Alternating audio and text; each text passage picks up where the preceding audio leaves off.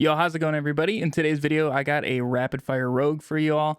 We had a Twisted Blades road. Now I want to move over to some range stuff and see how that compares. And overall, this puts out a ton of damage. There's a couple different ways that I've seen people build rapid fire, but personally, I really like the combo points route. I feel like it just hits so much harder because once you get out of like solo, just base tier stuff, I feel like rapid fire just does not hit hard enough on its own. So having that combo points and everything set up with it, you guys are gonna be able to play like 4-player co-op in like mid, like 40s, 50s nightmare tiers and still be able to one burst elites, which is pretty dang crazy, 1 to 2 burst them.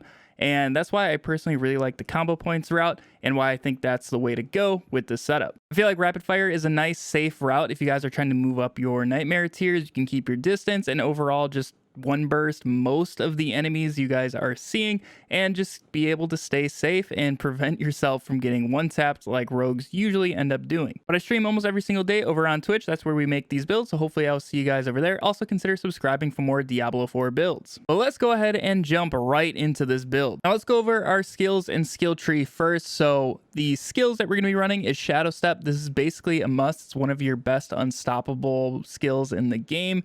And if you guys are lucky enough, you can have 2 charges of this.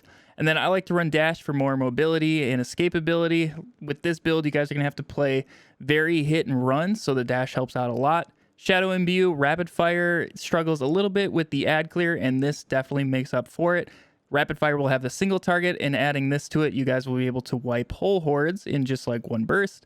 And then Death Trap, this way we can group the enemies and contribute more to our ad clear, which is, like I said, Rapid Fire's weakness. And then we're going to be running Puncture as our basic, and then obviously Rapid Fire as our main core skill. Now, let's start taking a look at the skill tree itself. With our basic, we're just going to grab Fundamental Puncture so we can always make things vulnerable. You guys are going to be using combo points, so you're always going to have that vulnerable active on the target. And then obviously maxing out Rapid Fire and grabbing Improved Rapid Fire. That way you can maintain full energy at all times, and you guys will have more consistent damage with the aspects, which we'll get to later. And then we're going to go and grab Siphoning Strikes. This is one of the best survivability mechanics on the rogue. So even though we're playing range, there's going to be a lot of times enemies are going to get close to you, and this is going to help save your life. You guys are going to get a bunch of your life back, especially with all the ricochets and things like that that Rapid Fire is going to be doing for us. Then we're going to be grabbing Shadow Step and Methodical Shadow Step just so we can stun them if we end up having to go to a target. And then obviously Dash and then Methodical Dash. We can get better cooldowns.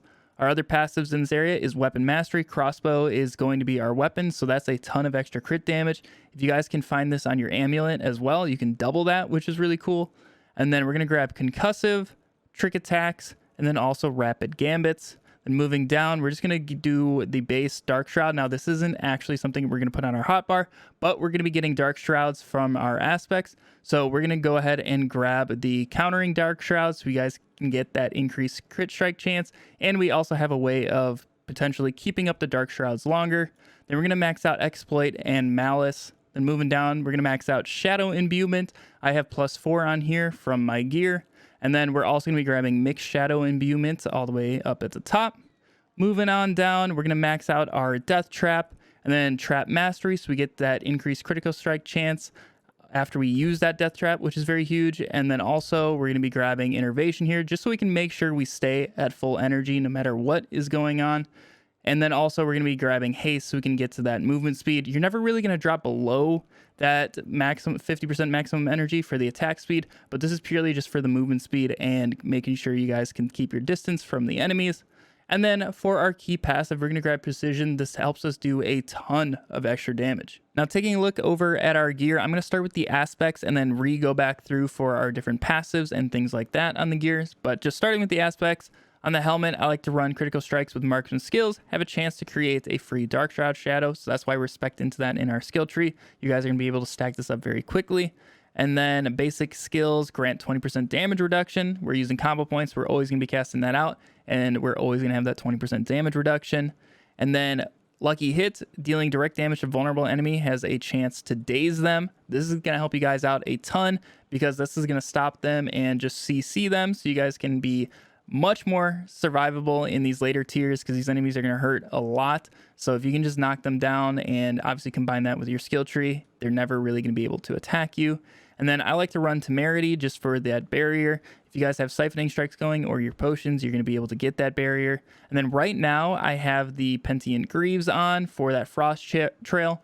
But in an ideal world, if you guys can get to the double shadow step and just put that on a normal pair of boots, well, probably one with like the extra just evade charges is going to be your play. Also, you can get ranks of dash on there, so you can have a lower cooldown on those. That's going to be a really good option. If you guys don't have these, do not worry. Just run boots with like the chance to spread your crowd control. But ideally, look for the double shadow step. I just personally have never seen that aspect on my level 87, almost 88 rogue, which is quite insane, but hopefully you guys have better luck than I do. And then on our crossbow, I like to run the rapid fire, has a chance to ricochet. That way we can just help out our ad clear a ton. On our amulet, I run the skills deal increased damage based on our primary resource. Like I said, it's always going to be full, so you're always going to have that 30%.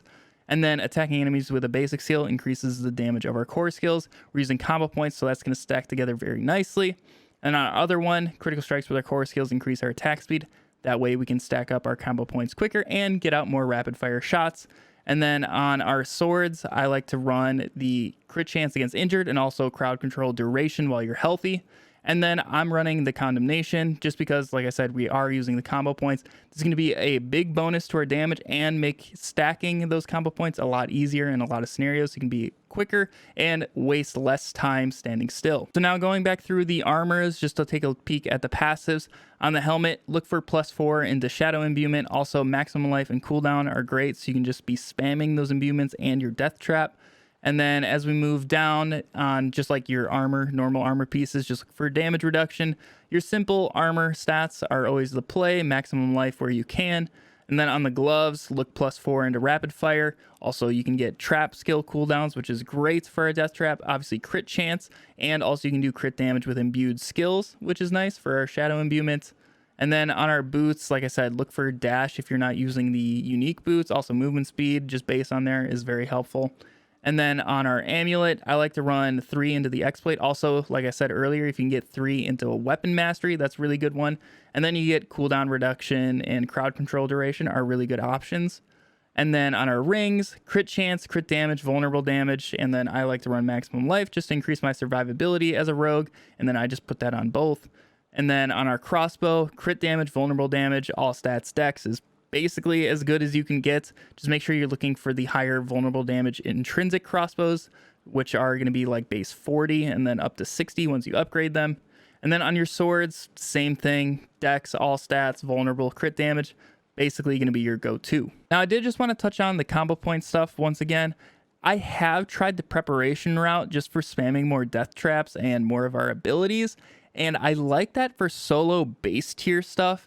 But as I was saying, I just feel like rapid fire does not hit hard enough to be able to use this in like 50 plus nightmares or in like 4-player co-op in any of the nightmare tiers.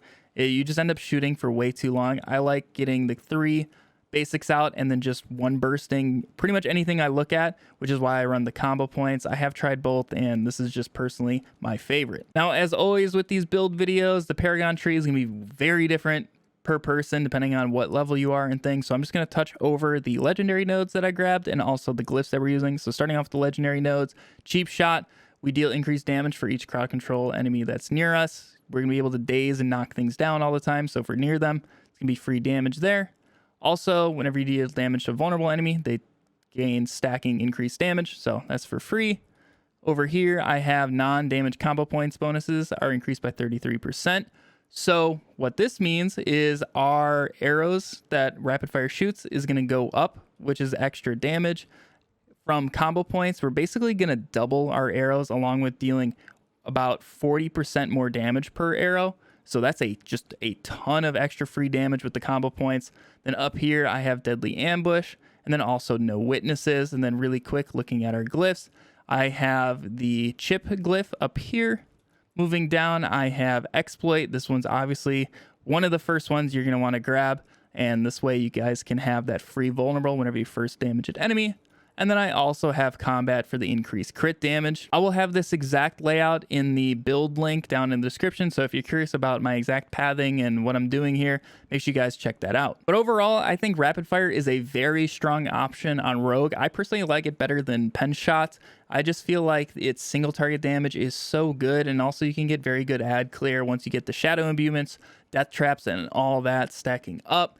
I feel like you can get pretty darn good clear speed along with survivability, keeping your distance from these enemies. Now, like I said, with the playstyle, you're going to be very like guerrilla warfare, at least in the higher tier stuff where you can't tank as well. You're going to be throwing out your basic attacks to generate the combo points. Then just get yourself a good line of enemies with shadow imbuement going and go ahead and shoot into it, or release your death trap, group them all up, and then shoot into it. You'll be able to blow up the horde very, very easily, and I think this thing just does a great amount of damage. But hopefully you guys enjoyed this build video. Like I said, I stream almost every single day over on Twitch, so hopefully I'll see you over there. Also consider subscribing for more Diablo 4 builds. But anyways, I hope you all have a fantastic day, and I'll catch you all in the next video. See ya.